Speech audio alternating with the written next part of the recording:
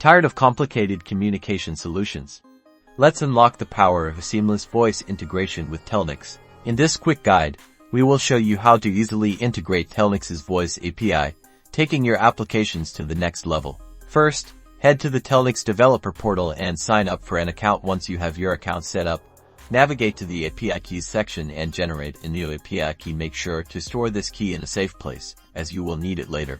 Now, let's get to the code. You'll need to install the Telnyx Python library using pip. Then, import the Telnyx library and initialize it with your API key. Next, create a simple function to initiate a phone call. This involves specifying the caller ID, the destination number, and any other call settings you want to configure. And that's it. Run your code, and you should see an incoming call on your phone, all powered by the Telnyx Voice API.